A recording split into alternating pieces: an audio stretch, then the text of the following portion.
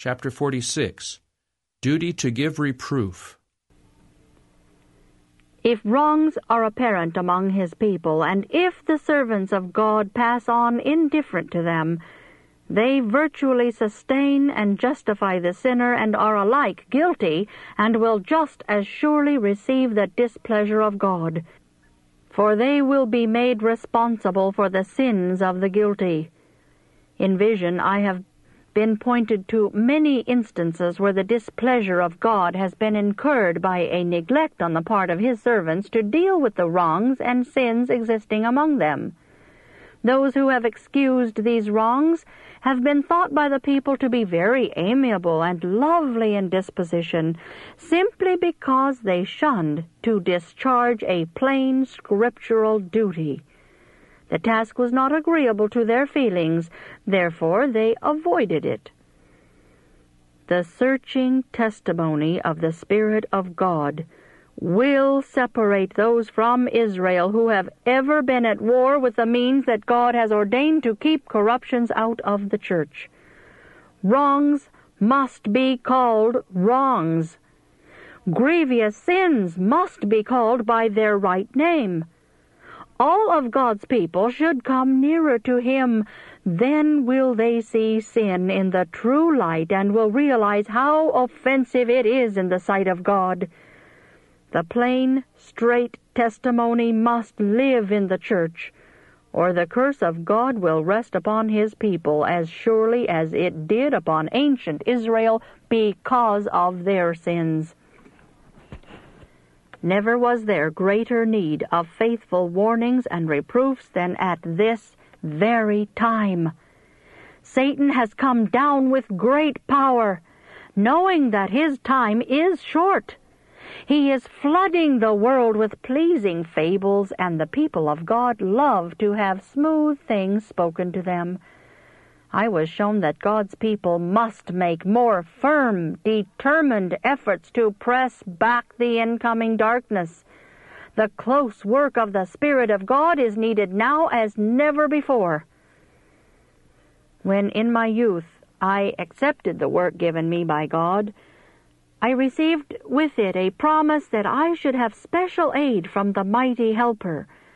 There was given me also the solemn charge to deliver faithfully the Lord's message, making no difference for friends or foes. There is no respect of persons with God. Whether dealing with rich or poor, high or low, the cultured or the ignorant, there must be no betrayal of sacred trusts with the Lord's messenger.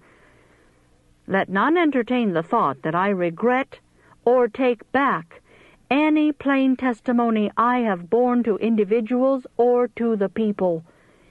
If I have erred anywhere, it is in not rebuking sin more decidedly and firmly. Some of the brethren have taken the responsibility of criticizing my work and proposing an easier way to correct wrongs. To these persons I would say, I take God's way and not yours. What I have said or written in testimony or reproof has not been too plainly expressed. Those who would in any way lessen the force of the sharp reproofs which God has given me to speak must meet their work at the judgment. To those who have taken the responsibility to reprove me and in their finite judgment to propose a way which appears wiser to them, I repeat, I do not accept your efforts. Leave me with God, and let Him teach me. I will take the words from the Lord and speak them to the people. I do not expect that all will accept the reproof and reform their lives, but I must discharge my duty all the same. I will walk in humility before God, doing my work for time and for eternity. God has not given my brethren the work that He has given me. It has been urged that my manner of giving reproof in public has led others to be sharp and critical and severe. If so, they must settle that matter with the Lord. If others take a responsibility which God has not laid upon them, If they disregard the instruction he has given them again and again through the humble instrument of his choice, to be kind, patient, and forbearing, they alone must answer for the results. With a sorrow-burdened heart, I have performed my unpleasant duty to my dearest friends, not daring to please myself by withholding reproof, even from my husband. And I shall not be less faithful in warning others, whether they will hear or forbear.